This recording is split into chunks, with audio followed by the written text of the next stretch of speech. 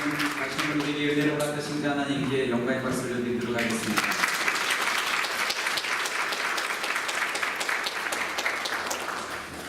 몇 가지 알려드리는 말씀 알려드리겠습니다. 오늘 집회 첫 시간이고요.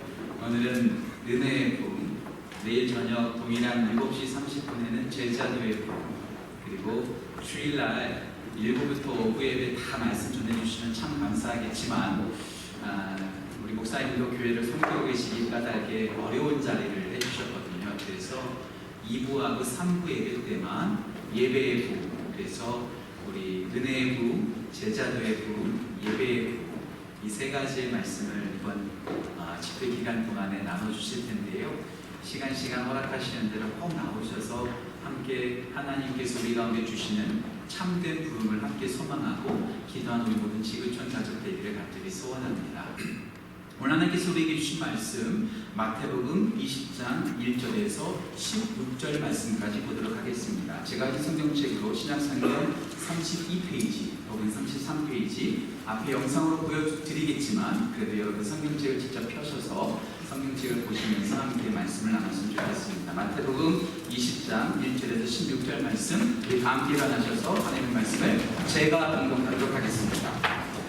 천국은 마치 품꾼을 얻어 포도원에 들여보내려고 이른 아침에 나간 집주인과 같으니 그가 하루 한 데나리온씩 품꾼들과 약속하여 포도원에 들여보내고 또 제3시에 나가보니 장터에 놀고 서 있는 사람들이 또 있는지라 그들에게 이르되 너희도 포도원에 들어가라 내가 너희에게 상당하게 주리라 하니 그들이 가고 제6시와 제9시에 또 나가 그와 같이 하고 제11시에도 나가보니 서 있는 사람들이 또 있는지라 이르되 너희는 어찌하여 종일토록 놀고 여기 서 있느냐 이르되 우리를 품꾼으로 쓰는 이가 없음이니이다 이르되 너희도 포도원에 들어가라 하니라 저물매 포도원 주인이 청지기에게 이르되 품꾼들을 불러 나중 온자로부터 시작하여 먼저 온자까지 삭슬 주리라 하니 제11시에 온자들이 와서 한 데나리온씩 받거늘 먼저 온자들이 와서 더 받을 줄 알았더니 그들도 한 데나리온씩 받은지라 받은 후은 집주인을 원망하여 이르되 나중 온 이 사람들은 1시간밖에 일하지 아니하였거늘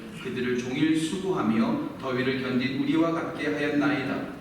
주인이 그 중에 한 사람에게 대답하여 이르되 친구여 내가 내게 잘못한 것이 없노라 내가 나와 한 데나리온의 약속을 하지 아니하였느냐 내 것이나 가지고 가라 나중 온 이 사람에게 너와 같이 주는 것이 내 뜻이니라 내 것을 가지고 내 뜻대로 할 것이 아니냐 내가 선함으로 내가 악하게 보느냐 16절 우리 한 목소리를 같이 읽겠습니다. 이와 같이 나중된 자로서 먼저 되고 먼저 된 자로서 나중되리라. 아멘. 자리에 앉으시겠습니다.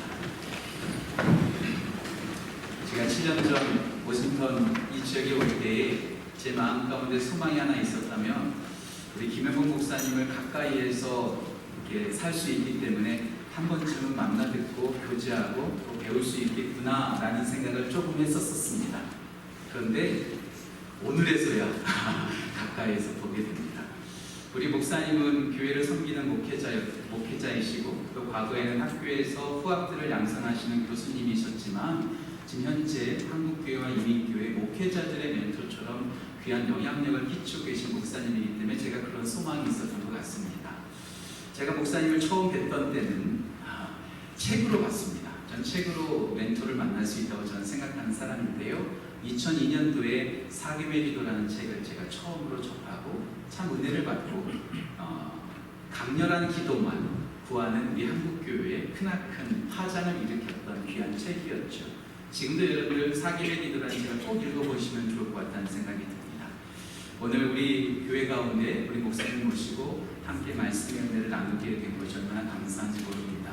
현재 워싱턴 사귐의 교회를 섬기고 계시는 분이신데요. 다른 소개보다도 목사님 올라오셔서 말씀 듣는 게 우리 가운데 더 필요한 것 같습니다. 목사님 올라오실 때 환영합니다. 감사합니다. 큰 박수로 우리 목사님 환영하도록 하겠습니다.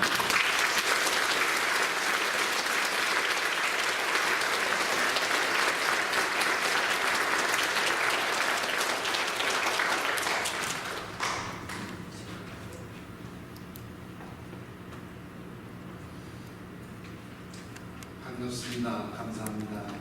우리 목사님 불러주셔서 감사하고요. 또 교우들에게도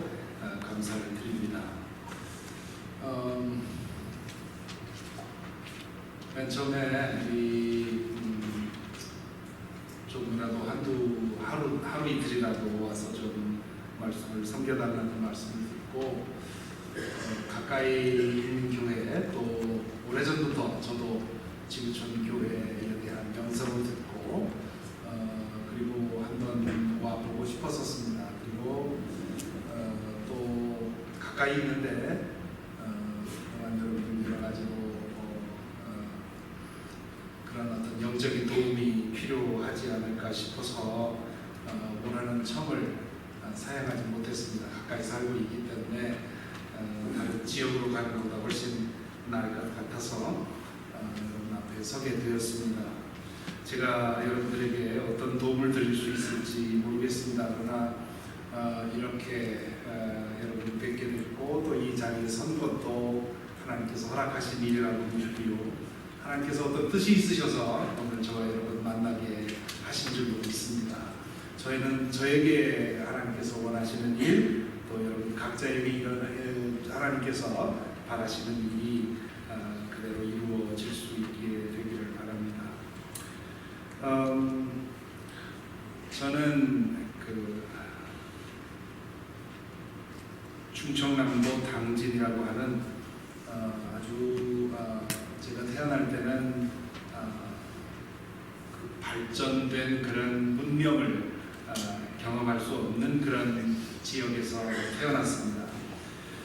제 신앙의 여정이 증조 할머니부터 그 복음이 해변을 통해서 주로 들어가기 때문에 인천, 분산, 평택, 당진 이런 쪽으로 먼저 복음이 들어갔지요. 그래서 제 증조 할머니께서 어릴 적에 복음을 들으시고 그리고는 시집 오셔서도 계속해서 10리도 넘는 그런 교회를 매일 새벽 기도를 다니면서 처음 신앙을 가졌다고 합니다.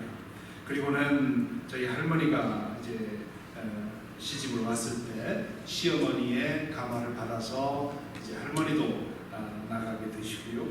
그리고 어머니가 시집 왔을 때 또 어머니는 시집 오기 전부터 교회를 다니셨는데 그래서 증조 할머니부터 시작된 신앙의 연대가 3대째 여성으로만 내려오는 그런 가정에서 태어났습니다.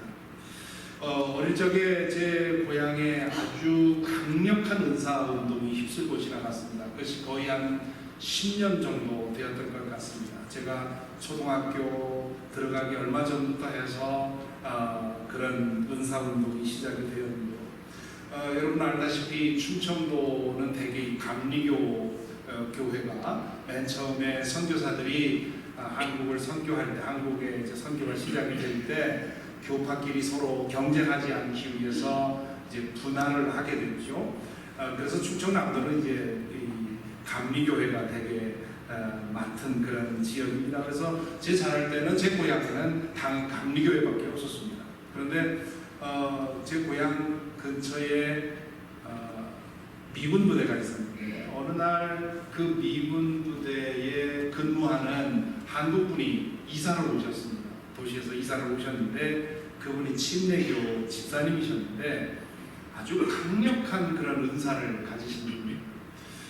그분이 중심이 돼서 저희 동네에 은사운동이 일어나기 시작을 했고 그 은사운동의 핵심에 저희 어머니가 계셨습니다. 그래서 제 어린 적 기억으로 그 시골 동네에서 거의 매일 저녁 어느 집에선가 기도회가 있었고요. 그리고 그 기도회에 저희 어머니가 주로 참석을 하셨습니다. 바삐 낮에 일 다 해놓고 음식 저녁 식사 다 준비해놓고는 치우자마자 이제 달려가곤 하셨는데 그때 때때로 이제 먼 밤길을 가야 할 때는 저를 데리고 가셨습니다. 저희가 이제 4형제의 둘째인데 제 위에 있는 형은 그 당시에 이제 중학교 입학 시험 준비 때문에 그렇게 데리고 다닐 수가 없었고요. 그리고 제 동생 둘은 너무 어렸기 때문에 또 그럴 수가 없었고 나이로 볼 때 제가 딱 맞는 그런 나이였기 때문에 이제 그 예배 드리는 집이 좀 멀게 되면 어머니 홀로 어둠 속을 뚫고 다니기가 어려우니까 이제 저를 데리고 다니셨습니다. 그래서 저는 어릴 때 어머니와 함께 다니면서 그 은사운동의 그 모든 것을 보고 자랐습니다. 뭐 방언은 뭐 말할 것도 없고, 입신, 귀신 쫓는 것, 혹은 신유의 은사, 이런 일들을 그냥 다반사로 보고 자랐습니다. 그리고 제가 감리교회에서 태어났고 감리교인으로 자랐고 지금은 감리교 목사인데, 그런 연유를 해서 제가 침례교회 영향도 좀 받았습니다. 그래서 그런 연유, 그런 과정을 통해서 이 하나님의 그 성령의 놀라운 역사들을 어릴 적부터 이제 보고 자라게 되었죠. 그러다가 이제 중학교 5학년이 됐을 때 이제 자식을 제대로 교육시키겠다라고 생각을 한 아버님의 교육 그런 철학에 따라서 당진에서 인천으로 이제 유학을 가게 되었습니다. 고향을 떠나기 전날 등잔불 밑에서 저희 어머니가 이제 모시라든가 이런 것들을 마련해 줄 때 그 등잔 밑에서 아버님께서 저에게 하신 말씀이 아직도 기억이 납니다. 영봉아, 너 도시 가서 이제 공부하면 고향에 올 때는 장관 돼서 헬리콥터 타고 와라. 그랬어요. 그렇게 도시로 유학을 가서 중학교 2학년 때 드디어 이제 제가 배워만 알았던 주님, 교회를 다니면서 제가 들었던, 그리고 사실 그때까지 제가 교회 다닌 것은 어머니 때문에 다녔습니다. 어릴 적부터 아버님께서 40대 중반에 회심하기까지 어머니의 신앙을 매우 박해했습니다. 그래서 저희 형제들이 그 아버지의 박해로부터 어머니를 보호하는 것이 매일매일의 가장 주된 일 중에 하나예요. 그래서 그 많은 고생을 해가면서 신앙생활하는 그 어머니에게 있어서 가장 행복한 일, 어머니를 가장 기쁘게 해주는 일은 신앙생활하는 일이었어요. 교회 빠지지 않고 다니는 일이었어요. 그래서 어릴 때부터 어머니를 기쁘게 해드리는 그 한 가지 마음으로 교회를 열심히 나갔는데, 중학교 2학년 때 어느 집회에서 예수 그리스도를 나의 주님으로, 배워 알았고 들어 알았던 예수님을 나의 주님으로 고백하는 그런 전환점이 일어나게 되고, 그리고 그 집회에서 정확히 제가 어떤 계기에 제가 그런 결단을 했는지 기억은 안 납니다만은 이제 주의 종으로 자신의 인생을 바칠 사람들 일어나서 소원하라고 할 때 제가 그때 일어나서 저를 바치는 소원을 처음 하게 되었습니다. 그렇게 목사가 되기로 마음을 먹고 공부를 하다가 고등학교 2학년 때 이제 대학 갈 그런 준비를 할 때 이제는 때가 되었다 싶어서 아버님에게 이제 신학교를 가겠다고 이렇게 말씀을 드렸습니다. 그때 아버님으로부터 편지가 왔는데 당장 자퇴하고 시골 내려와서 농사지어라, 그렇게 반대 의사가 왔습니다. 그때 이제 아버님은 겨우 이제 회심하셔서 교회 다니기 시작할 때인데요. 아버님의 생각에 목사는 눈칫밥 먹는 사람이라고 생각을 하셨습니다. 그래서 저에게 하시는 말씀이, 내 아들 고생스럽게 공부시켜서 눈칫밥 먹게 하고 싶지 않다. 그러니 정 목사 되려면, 신학교 가려면 지금 당장 그만두고 내려와서 농사를 지어라, 그렇게 반대를 하십니다. 그런데 그때 어머니께서 저에게 그동안 마음에 품고 있었던 이야기라고 하면서 저에게 들려주시는 이야기가 있었습니다. 당시에 어머니의 유일한 휴가는 여름에 용문산이라고 하는, 아마 여기 어르신들도 그 용문산 집회에 가보신 분들이 계실 텐데요. 용문산에서 열리는 집회에 여름에 한 일주일 갔다 오는 것이 저희 어머님에게 있어서는 유일한 휴가였습니다. 이 용문산 집회를 이제 자주 여름이면 한 번씩 다녀오곤 하셨는데, 몇 년 전에 용문산에 가서 기도할 때 거기에 예언하시는 분이 계셔서 그분이 아주 정말 예언의 은사를 받았다고 예언하는 사람들을 다 믿을 수가 없죠. 많은 사람들이 정말 성령께서 주시는 예언과 자신의 생각을 이제 믹스업 해가지고 문제가 많이 있습니다. 그런데 정말 그런 예언의 은사가 아주 분명한 분들이 계시지요. 그런 분이라고 얘기를 들어서 저희 어머니께서 그분에게 찾아가셔서 저희 형제, 네 형제의 이름을 예언하는 분에게 주고 우리 아들들을 위해서 좀 기도해 축복해 주십시오. 아마 그렇게 부탁을 하신 모양입니다. 그러면서 이제 기도를 하는데 그분이 이제 제 형에 대한 기도를 하고 그 다음에 제 이름을 불러가면서 이 자식은 하나님께서 당신의 종으로 택한 사람이다. 그렇게 얘기를 하시더라고요. 그래서 어머니께서 눈을 뜨고는 잠깐 내가 그동안 내가 태어날 때부터 기도한 자식은 막내입니다. 내 남편이 그거 허락하지 않습니다. 막내면 모르니까 나는 처음 내 태어날 때부터 막내를 위해서 기도했는데 둘째는 아닙니다. 그 기도 바꿔주십시오. 그 기도를 막내에게 해주십시오. 이렇게 부탁을 했다는 거죠. 그랬더니 그분이 하시는 말씀이 아니다. 하나님이 택한 사람은 둘째다. 이 둘째가 하나님의 종이 될 텐데 장차 비행기 타고 세계를 다니면서 복음을 전할 거다. 그렇게 얘기를 하더라고요. 그 예언을 순종하지 않고 있습니다. 지금. 그러면서 그때 하도 이상하게 들어서 아무에게도 말 못하고 지금까지 품고 있었는데 아마 하나님이 그러시려나 보다.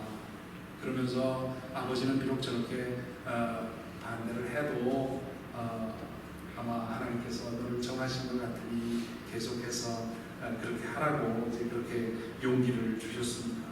그렇지만 아버지의 반대를 그 나이에는 맞서서 제 뜻을 추진할 수가 없었고요. 또 제 스스로 보아도 내가 과연 지금 나의 이 소명감이 분명한가 하는 것에 대해서 확신이 없었습니다. 그래서 아버지의 반대에 부딪혔을 때 그런 질문이 들어서 잠시 미루게 되었습니다. 미루고 대학교 4학년 때 많은 기도와 소울 서칭 끝에 결국 하나님께서 당신의 뜻을 모든 직업을 통해서 하나님의 뜻을 이루시는 거지만 내가 꼭 목사가 되어야 하는 것은 아니지만 그러나 하나님이 나에게 맡기시려는 일은 목회라고 하는 사실을 다시 확인한 다음에 이제 신학교를 가기로 정했습니다. 그리고는 장장 6페이지의 편지를 써서 아버님에게 보냈습니다.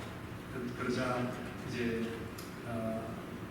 마침내 그 허락을 하셨고요. 그리고 그 이후로 이제 제가 신학을 공부하고 여기까지 오게 되었습니다. 목사가 되기로 마음을 먹고 준비하면서 어떻게 하면 좋은 목사가 될 수 있을까? 그때까지 이제 그 이후에 그때쯤이면 벌써 아버님이 그 교회 생활 중심에 들어가셔서 10년 넘게 이제 10년 가까이 이제 신앙생활을 했던 때여서 이 목사님과 아버님의 그 관계로 인해서 어려움을 당하는 그런 일들을 자주 겪었습니다.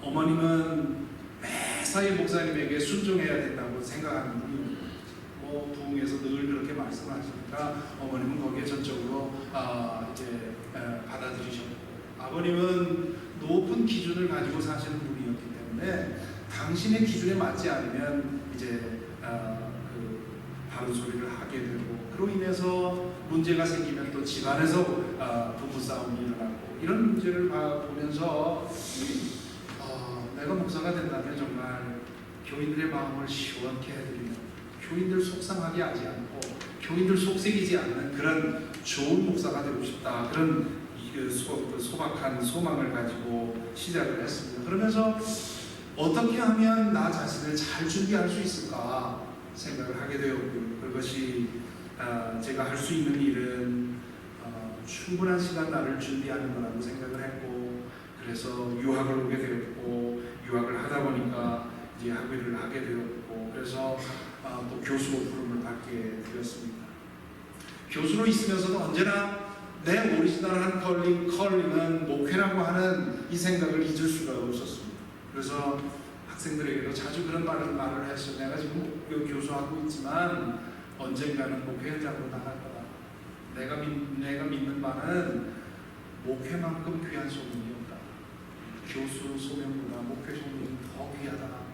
그러니 나도 그렇게 할 테니 너희들도 공부해서 마치면 정말 귀한 소명이라고 붙들고 그렇게 받들었으면 좋겠다. 그런 말씀을 하곤 했습니다. 그러다가 10년 만에 이제 미국에 안식년으로 오게 되었고, 안식년 기간 동안에 학교에 사표를 내고 이제 목회를 시작하게 되었고요. 처음에 한 40여 명 되는 백인 교회를 뉴저지에서 목회하다가 워싱턴 한인교회에 부름을 받고 11년 동안 워싱턴 한인교회에서 섬기다가 지난해 5월달에 워싱턴 한인교회를 사임하고 7월달에 지금 섬기는 지교회로 파송을 받았습니다. 제가 지금 섬기는 교회는 2007년에 지교회로 시작한 교회입니다.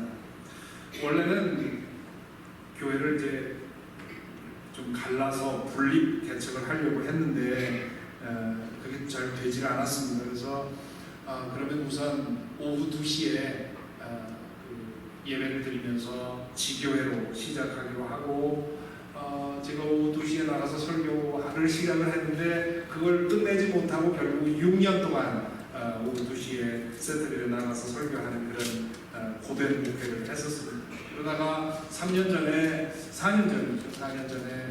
이걸 이대로 끌고 가서는 안 되겠다 싶어서 이제 목사님 한 분을 초빙을 해서 교회를 독립시키기로 마음을 먹고 추진을 했었습니다. 그런데 그게 하나님이 원하시는 일이 아니었는지 잘 되질 않았고요. 교회가 굉장히 어려워졌고요. 그래서 이 교회를 닫아야 되느냐 말아야 하느냐 하는 그런 상황에 이르게 되었습니다. 이런 상황에서 담임 목사로서 이 문제를 두고 참 고민이 많았습니다. 물론 그동안에도 고민이 많았지만 작년에 특별히 이 문제를 어찌 해야 되는가 두고 고민하는 동안에 9년 동안 그곳에서 눈물과 기도로 헌신한 교우들이 있는데 숫자가 줄어들었다고 해서 이걸 클로즈 한다는 것이 도무지 마음에 받아들여지지 않았습니다. 또한 저를 믿고 맨 처음에 2007년에 맨 처음에 나갈 때 한 50명 정도가 커밋해서 이제 나갔거든요. 새로운 공동체를 건강한 교회를 세워보겠다고 한 50명이 나갔는데 그분들이 저를 믿고 나가는데 그분들 이제 안 되니 알아서 갈 때로 가거나 돌아오거나 하십시오. 이제는 손 뗍니다. 이렇게 할 수가 없었습니다. 그래서 한 명이 남더라도 그분들을 위한 목사로서의 저희 의리를, 신앙의 의리를 지켜야 되겠다 생각을 하고 감독님께 파송을 요청을 했고요. 그래서 파송을 받아 지금 1년 가까이 목회를 해오고 있습니다. 제가 지금 이렇게 말씀드린 이유는요, 저의 인생의 여정에 하나님께서 보여주신, 하나님께서 베풀어주신 은혜의 여정을 잠시 소개해드리려고 말씀을 드렸습니다. 지금까지의 저의 인생의 여정, 목회의 여정을 뭐라 할까? 그것은 하나님의 은혜라는 말로 요약할 수 있을 것입니다. 고린도전서 15장 10절에 보면 바울 사도가 자신의 이야기를 하면서 마지막에 이렇게 얘기를 하죠. 그러나 내가 나 된 것은 하나님의 은혜로 된 것이니 내게 주신 그의 은혜가 헛되지 아니하여 내가 모든 사도보다 더 많이 수고하였으나 내가 한 것이 아니요 오직 나와 함께 하신 하나님의 은혜로라. 내가 나 된 것은 하나님의 은혜로다. 청소년과 청년 시대의 저의 삶의 모습은 어떤 모습이었는가 돌아보면 아마 개천에서 어떻게든 솟아나려는 그런 몸부림이었을 것입니다. 물고 나온 흙수저를 금수저로 바꾸려고 하는 그런 노력이었을지도 모르겠습니다.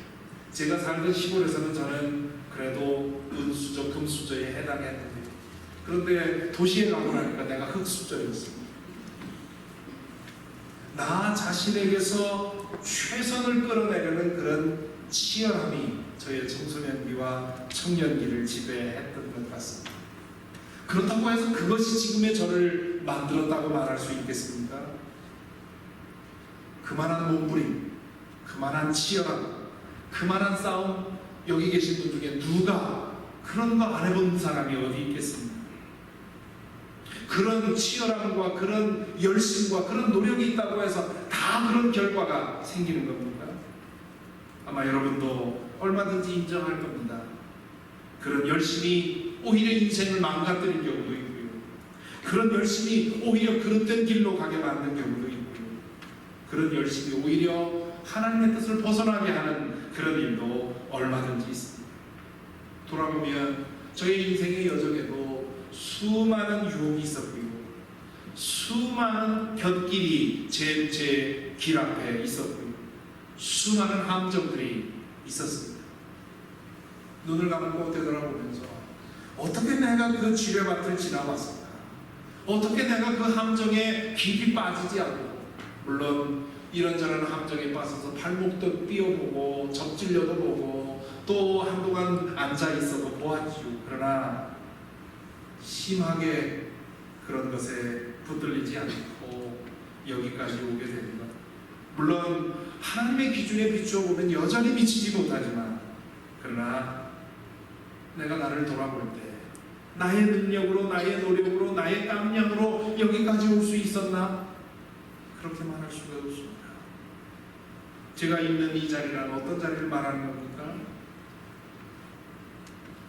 하나님의 은혜 안에서 제가 빚어져 온 하나님과 관계 속에서 만들어진 제 모습을 볼 때 저는 이것은 바울 사도가 말한 대로 나의 나 된 것은 오직 하나님의 은혜라고 고백할 수밖에 없습니다. 오늘 첫 시간 저는 은혜에 대한 말씀을 나누려고 합니다.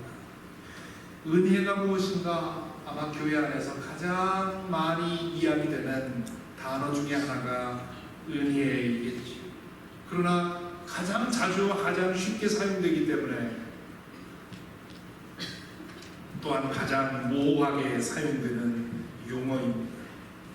은혜라고 하는 것은 기본적으로 자격 없는 것을 받는 것입니다.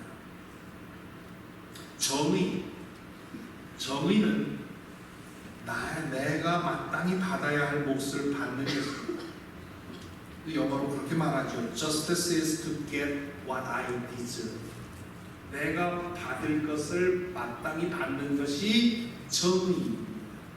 반면에 자비, mercy는 내가 받아야 할 몫을 받지 않는 겁니다. Mercy is to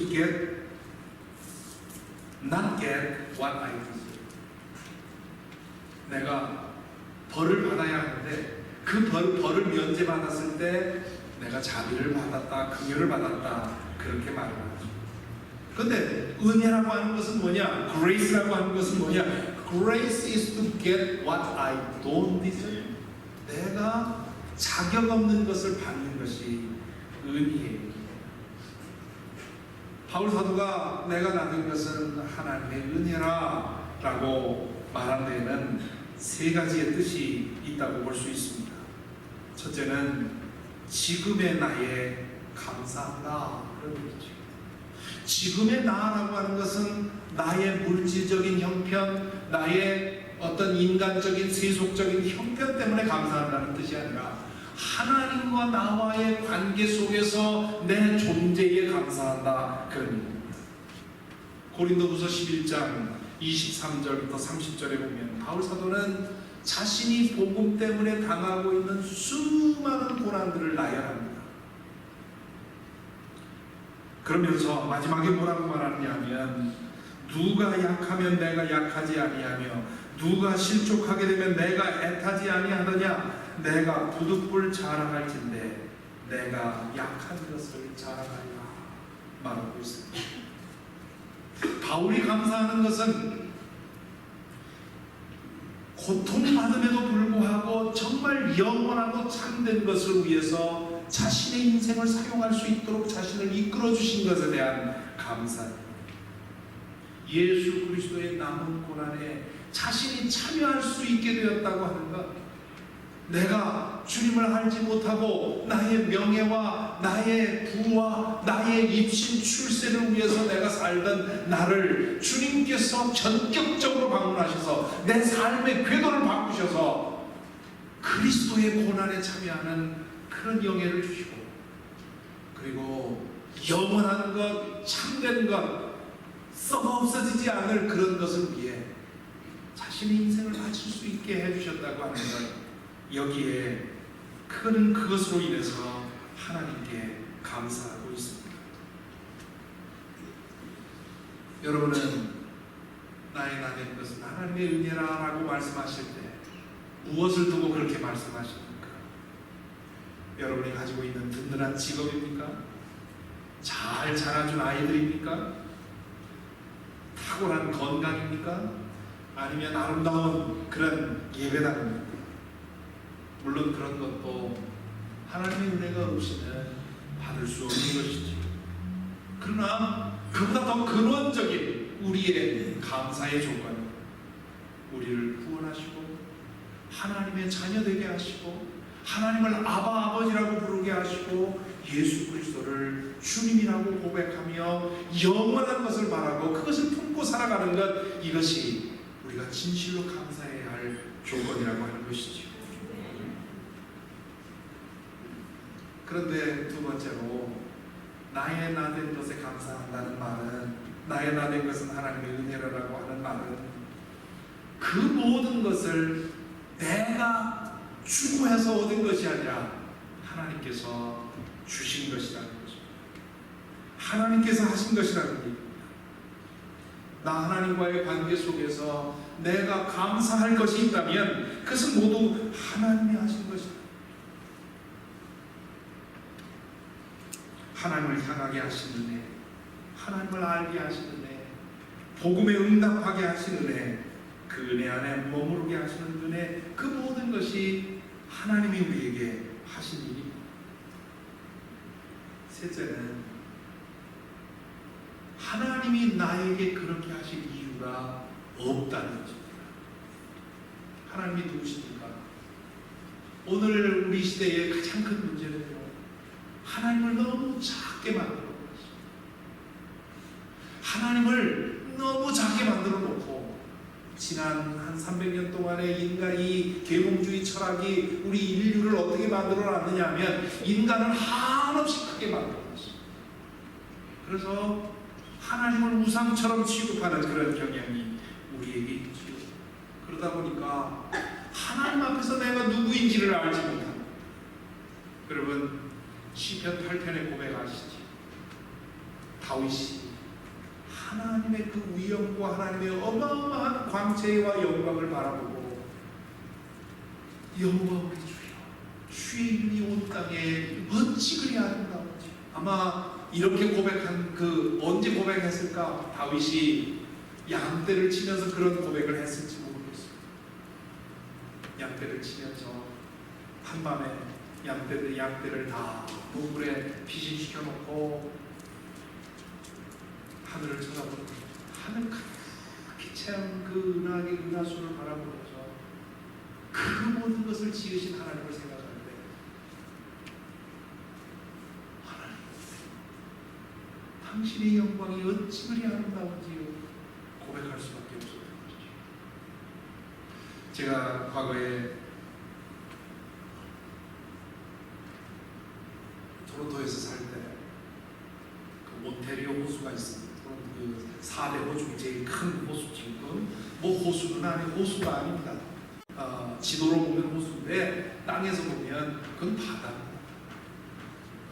저희 집이 그 제가 살던 아파트가 그 온태리오 호수 바로 옆에 있었기 때문에 가끔 이제 한밤중에 그 호숫가에 나가서 가만히 앉아서 이제 묵상하고 했는데 어느 날 그런 생각이 들었어요.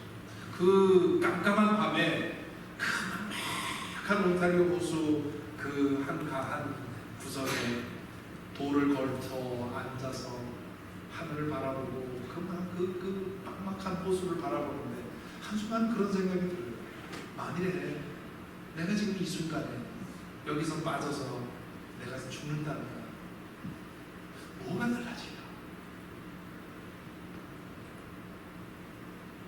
물론 내 가족들에게 큰 고통이겠죠.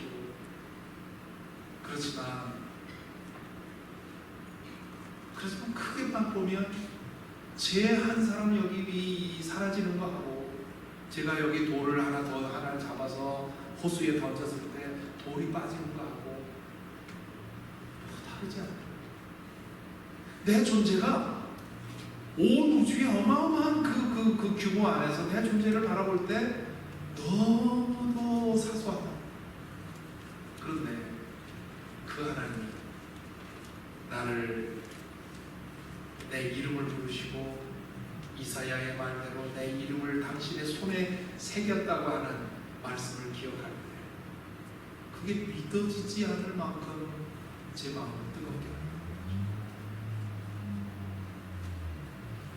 인간의 시각에서 볼 때도 인간의 역사로 볼 때도 내 존재가 여기서 사라지는 거 아무런 변화를 줄 수 없는 그런 작은 존재인데 온 우주의 주인이신 하나님께서 나를 아들 삼으시고 내 이름을 아시고 나를 불러주시고 나를 알아주셨다고 하는 사실 그 생각을 하니까 그 순간 눈물이 질끈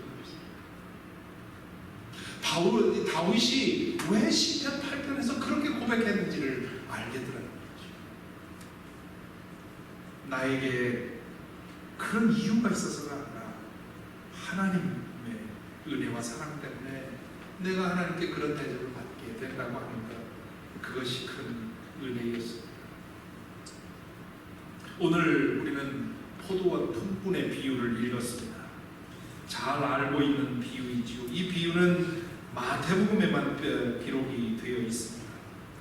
이 비유는 당시에 갈릴리의 경제적인 상황, 즉 빈익빈 부익부, 가난한 사람은 더 가난하게 하게 되고 부자는 더 부자가 되는 그런 상황에서 많은 사람들이 일터를 잃어버리고 일감을 찾아 헤매는 그런 상황에서 만들어진 비유입니다.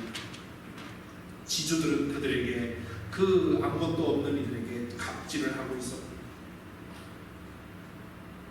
그런데 이 예수님께서 그런 상황을 빌어서 이제 비유를 만드신 것입니다.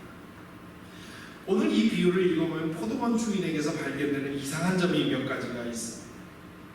이 비유를 가리켜서 우리 성경에는 포도원의 품꾼들 혹은 포도원 품꾼의 비유라 그렇게 이름을 지었는데요. 사실 이 타이틀이 맞지 않습니다. 정확히 맞지는 않습니다.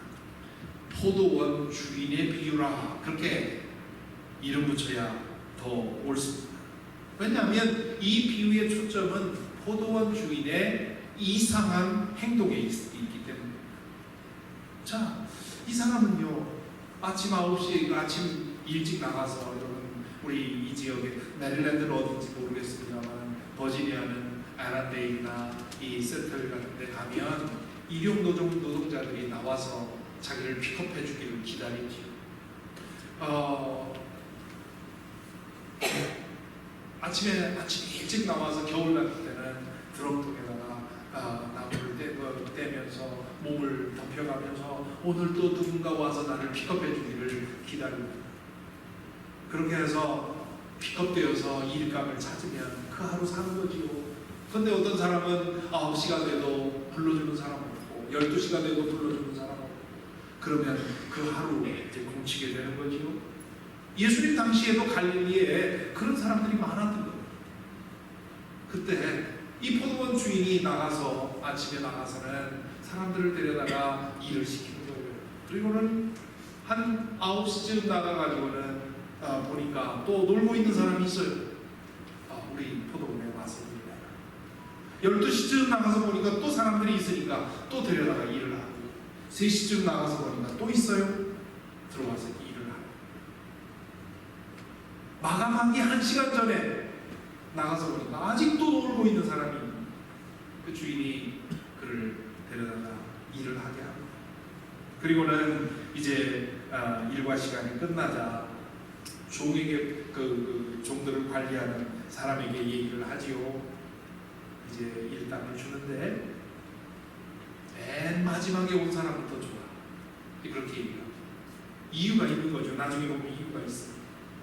맨 나중에 온 사람 1시간 일했지만 한 데나리온, 당시에 한 데나리온은 성인 남성 노동자가 하루 일했을 때 받는 일당이 한 데나리온이었어요. 하루 8시간이면 8시간 일을 해야 한 데나리온을 받는 거죠. 그런데 1시간 일한 사람을 데려다 놓고는 한 데나리온을 주는 겁니다. 그러니까 어떻게 했습니까? 3시에 온 사람들은 나는 조금 더 받겠구나. 혹은 12시, 혹은 9시, 혹은 아침에 일찍 온 사람들은 나는 저 사람에 비하면 그러면 지금 7, 8배는 더 했으니까 나는 한 10데나리온씩 받을까? 이렇게 기대했는데 그 다음 사람에게도 한 데나리온 주고 그 다음 사람에게도 한 데나리온 주고 나중에 그 사람들이 불평을 하죠. 아니 저 사람은 1시간 일하고 한 데나리온 받았는데 나는 하루 종일 일했는데 왜 한 데나리온밖에 안 줍니까? 그래서 주인이 뭐라고 합니까? 아니 내가 당신이랑 한 데나리온 주기로 약속하지 않았냐? 당신과의 약속은 내가 지킨 거고 이 사람한테는 비록 1시간 일했지만 1시간 일한 값 가지고는 이 사람이 먹고 살 수가 없으니까 내가 1시간 일한 값을 주면 이 사람이 기다리고 있는 가족들 오늘 저녁이라도 먹겠느냐? 내가 이 사람이 불쌍해서 1시간 일했지만 혹은 3시간 일했지만 하루 일당을 준 건데 내가 뭘 잘못한 거야? 이걸 보면 이 포도원 주인의 목적은 일꾼들을 통해서 자기의 이익을 키우려고 하는 데 있는 것이 아니라 일꾼들에게 일감을 주기 위해서 포도원을 운영하는 사람이거든요. 여러분 이런 사람들 많지 않습니다. 여러분 중에도 개인 사업하시는 분들이 있겠죠. 개인 사업하는 분들 중에 내 사업을 통해서 좀 더 많은 사람들이 일자리를 만들어줘야 되겠다 이렇게 생각하는 사람들 많지 않습니다. 대개는 나의 수입을 위해서 일하는 거죠. 그래서 사람들을 고용하는 거고 그러다 보니까 고용한 사람들에게 박하게 대할 때가 많아요. 제가 뉴저지 살 때 만난 제 동생처럼 여기는 분이 있습니다. 이분은 대기업의 주재원으로 뉴욕에 왔다가 몇 년 일하다가는 사표를 내고 사업을 시작을 했습니다. 대기업에서 훈련된 것이 있기 때문에 사업에서 충분히 성공하리라고 생각을 했는데 2번, 3번 실패합니다. 한국에 있는 모든 재산을 다 갖다가 다시 시도하고 다시 시도하는데 번번이 실패하는 겁니다. 할 수 없이 나중에 그는 유일하게 남은 모든 것들을 긁어 모아서 정말 자기는 하기 싫었던 델리 가게를 시작을 합니다. 그래도 어디 가서 명함 한번 내밀 수 있는 그런 사업체를 꿈꾸다가 다 실패하고는 이제는 과거에는 자기가 하려고 생각하지 않았던 어쩔 수 없이 가족들을 부양해야 되니까 델리 가게를 운영을 하게 됩니다. 그리고는 자신의 신세가 너무 처량해지. 내가 어쩌다가 친구가 혹은 과거 동료가 찾아와서 연락을 하면 만나기가 두렵습니다. 번듯한 한국식의 사고방식 그런 거 아니에요. 번듯한 그런 모습을 보여줘야 되는데 내가 이렇게 하고 있다는 것이 너무 부끄러운 거예요. 그래서 정말 매일같이 그 쓴나물을 먹는 것 같은 그런 삶을 살다가는 어느 날 이제 연말이 되어서 그 자신의 가게에서 일하는 사람들 다 모아서 파티를 하게 된다는 거예요. 파티를 하면서, 크리스마스 파티를 하면서 물어봤대요. 그 같이 일한 6명의 종업원들에게, 당신들이 여기서 버는 돈으로 니카라구아라든가 멕시코라든가 이렇게 보내면 그 돈을 가지고 가족들이 어떻게 살고 있는지 얘기 좀 해봐라 하고 이제 얘기를 물어봐요. 그랬더니 놀랍게도 자기 작은 가게에서 6명이 일하는데 그 6명의 수입을 통해서 남미에 있는 여러 나라에서 30명이 넘는 사람들이, 어떤 사람은 공부도 하고 어떤 사람은 사업도 하고 어떤 사람은 먹고도 살고, 그걸 보고 그 얘기를 듣고는 이분이 눈이 환장 열려요. 와, 내 가게가 이게 보통 가게가 아니야. 내가 지금 하고 있는 일이, 물론 어떤 명함 같은 거 그 중요하게 생각하는 사람에게는 하찮아 보일지 몰라도 적어도 30여 명의 생명을 붙들고 있고 그들의 희망이 되는구나, 이런 생각을 하니까 자기 너무 소중해지더라. 그러면서 내가 이 사람들을 다 잘해줘야 돼. 그러면서 자신이 그 가게를 운영하는 목적이 바뀌어요. 그런 변화를 받고 저를 찾아와서는 막 신나서 얘기합니다. 목사님, 네, 정말 세상이 다른 거였어요. 아침에 그 가게 나갈 때마다 오늘 또 이거 해야 되나 생각을 했었는데, 일하는 일꾼들이 너무 귀해 보이고 잘해주고 싶고 좀 더 주고 싶고,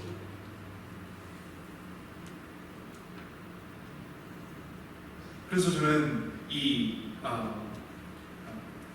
개업 예배 이런 그 자리에서 꼭 이 말씀을 읽으면서, 이 일터가 많은 사람들의 삶을 펴게 해주는 그런 자리가 되게 되기를 바랍니다. 그렇게 기도합니다. 여러분, 하나님이 지금 이 비유는 하나님에 대한 비유예요. 하나님이 어떤 분이냐? 우리의 복을 위해서, 우리의 구원과 우리의 복된 삶을 위해서 어떻게든 우리를 도우시려고, 우리를 지원하시려고 노력하시는 분이라 하는 겁니다. 여러분, 침례교회는 좀 잘 모르겠습니다만 장로교회에서 가장 중요하게 여기는 교리가 웨스트민스터 교리. 그 웨스트민스터 교리 문답이 뭐냐면 제1번 항목이 뭐냐면 인간의 목적이 무엇이뇨? 그렇게 묻습니다. 인간의 목적이 무엇이냐? 그에 대한 그 교리 문답의 대답이 뭐냐면 하나님을 기쁘시게 하는 것입니다. 근데 이거 맞는 얘기인데요. 이걸 오해하면 안 됩니다. 하나님을 기쁘시게 하는 것이 인간의 목적이다. 그 말은 우리 인간이 하나님의 노예로, 하나님의 기쁨조로, 하나님의 엔터테이너로 지어진 것이 아니라는 거예요. 하나님은 우리를 만들어 놓고 우리를 조종해 가면서 즐기는 분이 아니라, 하나님이 우리를 만드신 것은 우리를 복되게 하기 위해서 만드신 것입니다. 우리를 위해서 우리를 지으셨어요.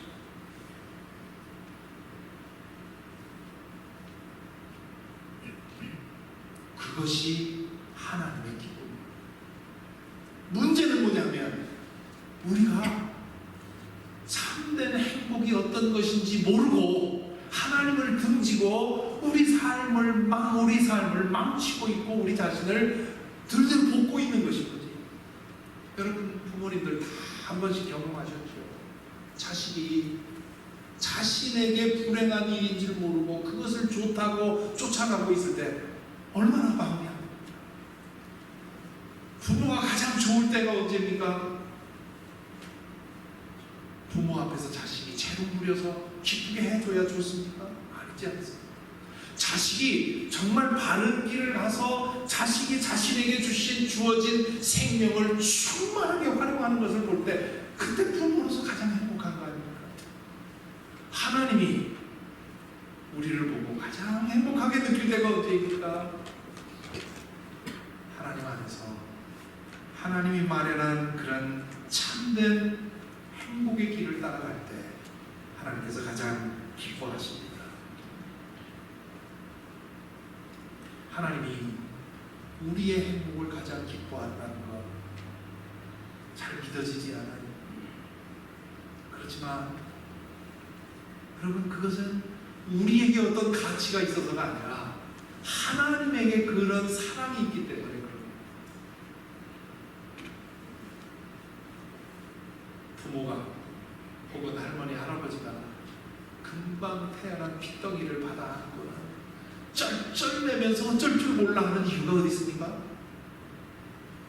그 아이가 그렇게 쩔쩔매도록 뭔가 해줬습니까?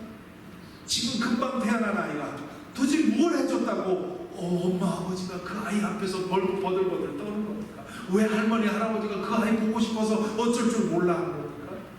그 아이에게 가치가 있어서가 아니라 그 아이에 대한 할아버지 할머니 엄마 아버지의 사랑 때문에 그런 거 아닙니까? 우리에 대한 하나님의 사랑이 이렇다는 것이죠. 믿어지십니까? 안 믿어져요.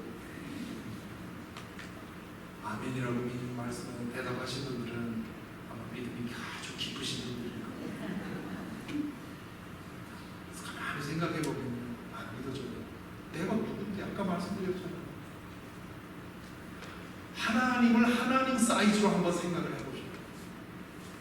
우상 말고 내가 만든 그런 작은 하나님 말고 온 우주의 창조자이신 그 하나님 사이즈를 생각을 해보고 그 앞에 내가 누군가를 생각을 해보라고. 그 하나님이 나로 인해서 쩔쩔매진다는 게 믿어지세요? 안 믿어져야 정상입니다. 믿어져야 정상. 그걸 믿으라고 보여준 사건이 십자가. 저는 십자가를 묵상하면서 한번 그런 생각을 했어요. 하나님이 만일 누군가를 택하셔서 사랑에 대한 불의의 고전을 썼다면, 그래서 사랑이 무엇인지에 대한 더 이상 더 할 수 없는 그런 완벽한 책을 써서 사랑에 대한 기록을 남겼다면 과연 그것으로 인해서 삶이 변화할 사람이 얼마나 됐을까?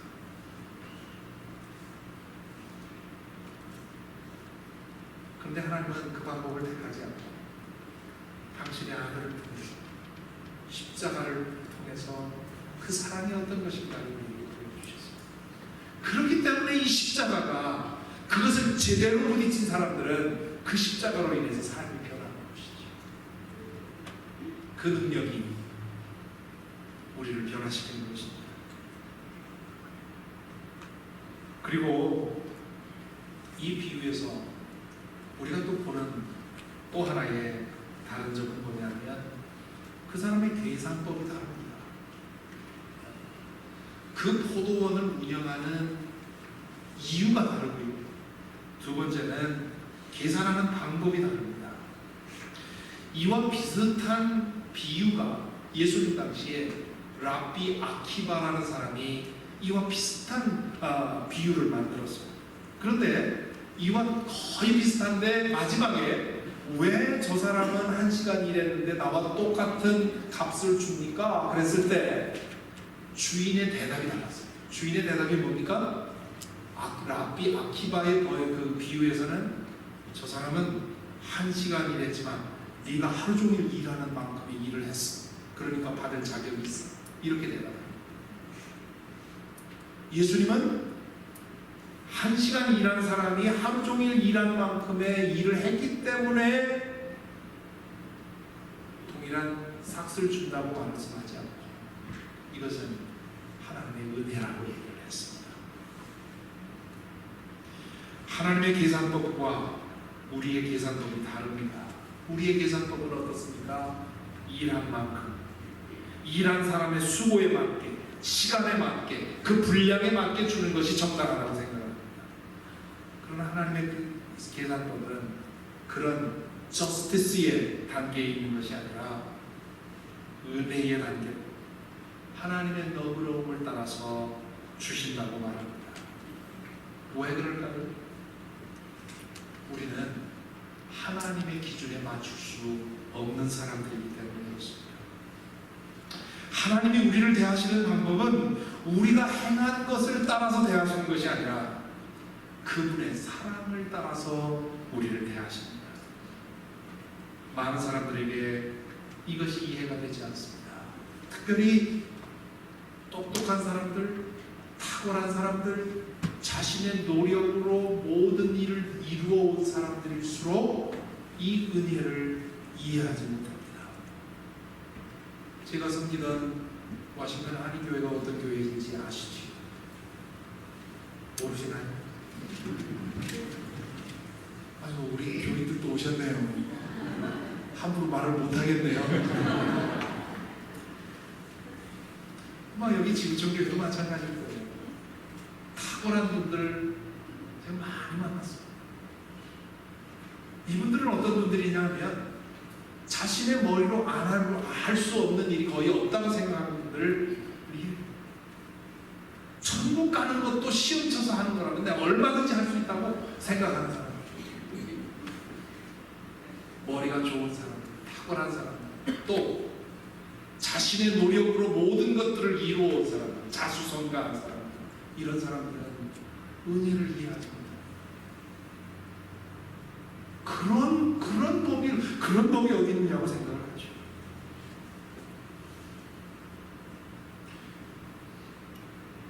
반면에 은혜를 잘 이해하는 사람들이 있어요. 그 사람들은 자신의 능력에 대해서 절망해본 사람, 자신의 능력으로는 안 되는 일들을 절망하고 깨어져 본 사람들은 은혜로 얻는 것을 이해합니다. 그런 사람들은 은혜를 알고요, 은혜를 이해하고요, 또 은혜를 베풀지도 합니다. 반면에 은혜를 이해하지 못하는 사람들, 그런 사람들은 다른 사람에게 은혜를 베풀지도 못합니다. 은혜를 베풀 가치가 없다고 생각합니다. 왜냐? 그 사람들이 잘못해서 그런 겁니다. 지난주에 미국의 주택부 장관인 벤 칼슨이 가난은 그건 마음의 문제다, 그렇게 얘기했어요. 마음만 고치고 마음만 고쳐주면 시간이 지나면 다 가난에서 벗어날 수 있다, 이렇게 얘기했어요. 그 사람이 왜 그런 얘기를 합니까? 그런 얘기하는 사람들일수록 가난한 사람들 돕는 거 쓸데없는 일이라고 생각해요. 아주 인색하게 잘렸습니다. 왜 그런 생각을 합니까? 벤 칼슨도 흑인의 입장에서 자기 스스로의 노력으로 키워왔거든요. 그러니까 아무리 노력해도 안 되는 사람을 모르는 거예요. 자신에게 능력은 있지만 가정 환경이 받쳐주지 않고 건강이 받쳐주지 않고 상황이 받쳐주지 않아서 몸부림쳐도 안 되는 상황에 있는 사람들을 모르는 거예요. 그러니까 그런 말을 하죠. 한 나라의 장관이 그것도 그런 사정을 알아줄 수 있어야 하는 그런 사람이 이런 말을 하고 있습니다. 지금 이 트럼프 정부가 여러 가지로 우리를 실망시키고 절망시키는데 거기에다 하나를 더하고 있는 거죠. 그런 사람이 신앙이 좋은 이벤젤리컬 크리스천의 대표라고 또 어떤 데 나가서 얘기를 하고 있습니다. 얼마나 부끄러운지. 그 사람이 정말 하나님의 은혜를 이해할 수 있을까 싶어요. 하나님의 은혜를 깨어져 보지 않고는 이해할 수 없습니다. 넘어져 보지 않고는 이해할 수 없고요. 내가 내 자신의 연약함을 인정하고 깨어져 보지 않으면 하나님의 은혜를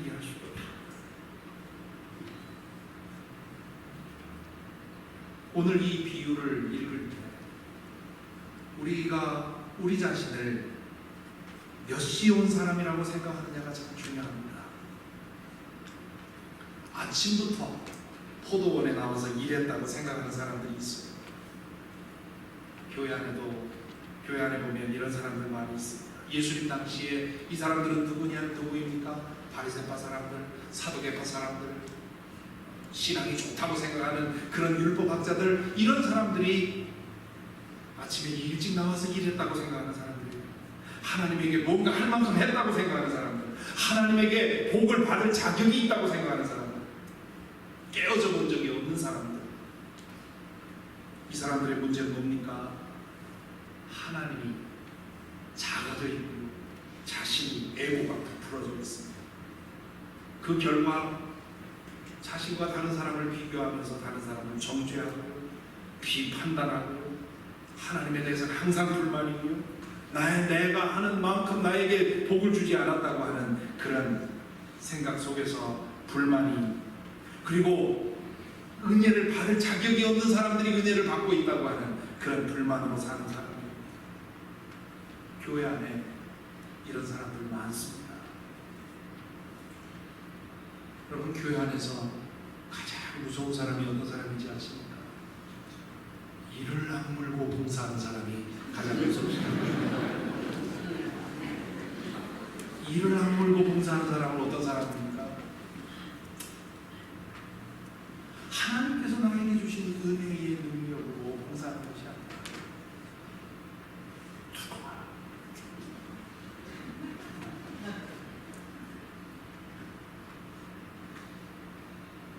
스스로 의롭다고 생각하고 내 의의를 누군가가 알아줘야 된다고 생각하고 인정받을 가치와 존경받을 자격이 있다고 생각하면서 그것이 제대로 이루어지지 않는다고 투덜대면서 이를 악물고 봉사하는 사람입니다.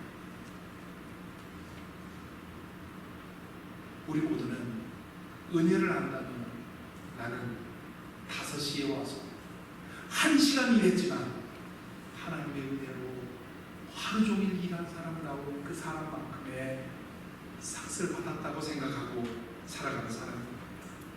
이런 사람들은 자신의 모든 것을 마치고도 하나님께 내가 하는 일이 아무것도 없다고 생각하는 거예요. 그냥 그렇게 스스로를 속이는 것이 아니라 하나님과 나를 비교해 봤을 때 내가 하나님께 드린 것이 도대체 아무것도 아니라는 거예요. 하나님을 하나님 사이즈로 생각하니까 내가 한 것이 아무것도 아닌 것이 분명해지는 거죠. 이런 사람들은 모든 것에 감사하고 하나님의 마음을 품고 모두를 품고 교회에서나 가정에서나 나에게 주신 은혜 때문에 인정해주든 인정해주지 않든 누가 뭐라든 그저 나에게 주신 은혜로서 섬기고 살아가는 사람들입니다. 우리 모두에게 이 은혜가 항상 살아있어야 하겠습니다. 믿는 사람의 가장 큰 과제는요, 이 은혜 안에 거하는 것입니다. 그리고 이 은혜가 늘 살아있게 하는 것입니다. 은혜는 우리를 있는 그대로 받아주지만 우리를 있는 그대로 내버려두지 않습니다. 그래서 이 세상에서 가장 큰 힘은, 가장 강한 힘은 은혜예요. 은혜만큼 연약한 힘은 없습니다. 하지만 은혜만큼 사람을 깊게 그리고 항구적으로 바꿔줄 수 있는 것도 없습니다.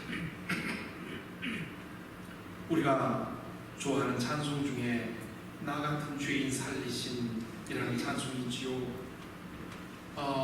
여러분 잘 알다시피 존 뉴턴이라고 하는 노예를 실어다가 나르는 그런 노예 상인 그 배의 주인이었던 이 존 뉴턴이 어느 날 엄청난 파도를 맞아서 거의 죽게 된 그런 상황에서 생명을 내놓고 간절히 기도하죠.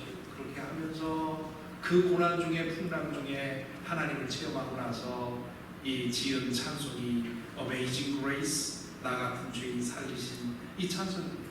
이 찬송이 우리 찬송에는 6절로 되어 있는 것을 4절만 번역을 해서 부르고 있고요. 그리고 곡조에 맞춰서 번역을 하다 보니까 그 의미를 많이 잘라낼 수밖에 없었어요. 그래서 이 Amazing Grace의 가사를 다시 한번 좀 전부를 좀 보려고 합니다. Amazing Grace 가사를 좀 보여주십시오. 1절을 보면 Amazing Grace, how sweet the sound that saved a wretch like me. 나 같은 죄인 살리신 주님의 놀라움.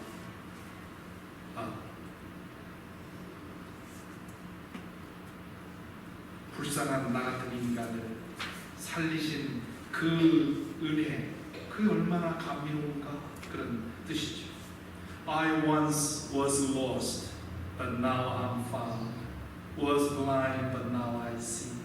한때 나는 잃어버린 사람이었으나 이제는 찾아졌고, 한때 나는 눈이 멀었으나 이제는 보고 있다.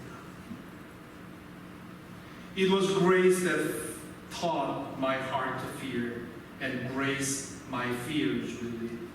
내 마음의 두려움을 알게 한 것도 은혜였고, 그 두려움을 사라지게 한 것도 은혜였다. 기가 막힌 말씀이죠. 내 마음에 진정한 두려움이 무엇인지를 알게 한 것도 하나님의 은혜였는데, 그것을 사라지게 한 것도 은혜였다. How precious did that grace appear the hour I first believed. 내가 처음 믿은 그 시간, 은혜가 나타난 그 시간이 얼마나 귀한지 모르겠다. Through many dangers, toils and snares, I have already come. 많은 위험과 수고와 함정을 들이지나 나 여기 이르렀네. 아까 말씀드린 것처럼 저도 그렇게 고백할 수 있습니다. 제 삶의 여정 속에서 수많은 함정과 위험과 유혹, 그것을 지나서 여기까지 왔습니다. It is grace that brought me safe thus far, and grace will lead us home. 나를 여기까지 안전하게 인도하신 것이 바로 은혜였고, 그렇기 때문에 그 은혜가 나를 하나님의 품까지 인도해 주실 것이다. The Lord has promised good to me. His word my hope secures.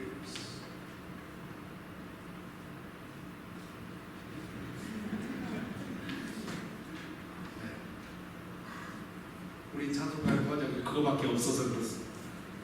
계속해서 이렇게 말합니다. The Lord has promised good to me. His word my hope secures. 주님께서 나에게 좋은 것을 약속하셨으니 그분의 말씀이 나의 소망이다. He will my shield and portion be as long as life endures. 생명이 계속되는 한 그분은 나의 방패요 나의 유업이다. Yeah, when this flesh and heart shall fail, and mortal life shall cease. 그렇습니다. 이 육신과 심장이 멈추고 이 생이 끝날 때, I shall possess within the veil a life of joy and peace. 저 장막 안에 감추어진 그 기쁨과 평화의 생명을 내가 가지게 될 것입니다. The earth shall soon dissolve like snow. The sun forbear to shine. 세상은 머지않아 눈처럼 녹아 없어지고 태양은 더 이상 빛나지 않으리라. But God, who called me here below, will be forever mine. 그러나 나를 여기 불러 있게 하신 하나님이 영원히 나의 님이 되리라. When we've been there 10,000 years, bright shining as the sun. 우리가 해처럼 밝게 빛내며 그곳에서 1만 년을 산다 해도 we've no less days to sing God's praise than when we first began. 우리가 처음 시작했던 날, 그 이후로 그때 이후로 우리는 계속해서 이 찬양을 부릅니다. 여러분, 이 은혜가 저와 여러분의 것이 되기를 바랍니다. 이 이 은혜를 깨닫고 나면, 이 절대적인 은혜를 깨닫고 나면 나머지 모든 것은 상대화됩니다. 죽음 앞에 선 사람 다른 거 문제되지 않습니다. 영원한 생명을 본 사람 이 세상의 것 문제되지 않습니다. 바울이 자신의 몸에 있는 가시에 대해서 얘기하면서 이 불편과 장애가 나에게 있지만 그러나 내게 주신 은혜가 족하기 나는 이것에 대해서도 감사하며 살아간다고 얘기를 하고 있습니다.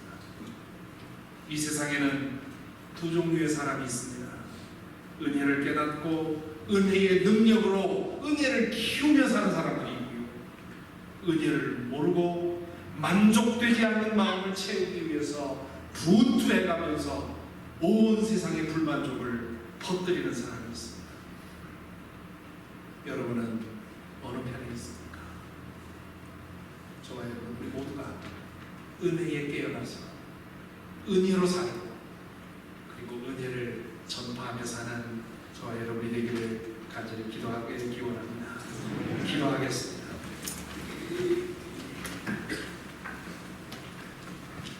이 시간 잠시 오늘 들은 말씀을 묵상하십시다. 여러분 안에 이 은혜가 어떻습니까? 하나님이 누구이신지 하나님의 사이즈로 하나님을 믿고 계십니까? 아니면 여러분이 편한 사이즈로 하나님을 축소시켜서 믿고 있습니까? 그것이 여러분에게 편할지 몰라도 결국 그것이 은혜가 소진되는 이유인 것을 기억하시기 바랍니다. 하나님 앞에 내가 누구인지를 알면 하나님 앞에 설 때에 십자가 앞에 설 때에 그리고 하나님께서 나의 이름을 불러주실 때에 우리는 그 은혜에 감격하게 될 것입니다. 그리고 그 은혜에 취하면 다른 아무것도 문제되지 않습니다. 그리고 우리가 이 세상에서 그리고 교회에서 우리 가정에서 하는 모든 일이 우리에게 이미 주신 은혜의 능력으로 하는 일이 될 것입니다. 그럴 때 우리를 통해서 은혜가 전파가 될 것입니다. 이 은혜 내 안에 회복시켜 주옵소서. 내 안에 은혜 부음케 하옵소서. 이 시간 함께 기도하겠습니다. 우리 교회 은혜의 붕이 있게 하여 주옵소서. 간절한 마음으로 우리가 주님을 바라보며 나아가기를 소원합니다.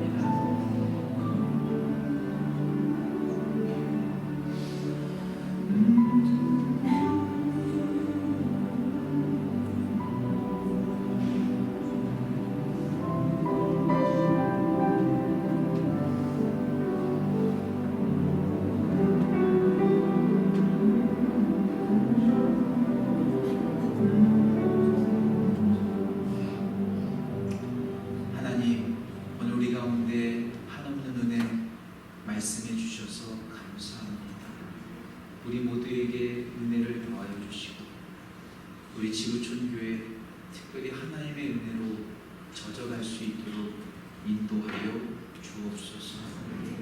오늘 시작한 이 집회 가운데 함께 하시고 내일 저녁과 주일에도 동일한 은혜로 함께 하셔서 우리 지구촌 교회가 정말로 참된 성경적인 부흥을 꿈꾸며 소망하게 하여 주시고 보내신 목사님 건강케 하시고 두고 온 교회에도 동일한 은혜로 함께하여 주옵소서.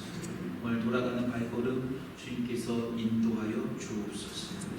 지금은 우리 주 예수 그리스도의 은혜와 살아계신 하나님의 사랑과 성령의 교통하심이 참된 부흥, 그 은혜의 부흥을 소망하는 우리 모든 지구촌 가족들의 삶 가운데 그 가정 가운데 그 모든 것 위에 또 함께 말씀을 사모함으로 전을 찾은 우리 온 성도들 가운데 영원토록 함께 하시기를 간절히 축원하옵나이다.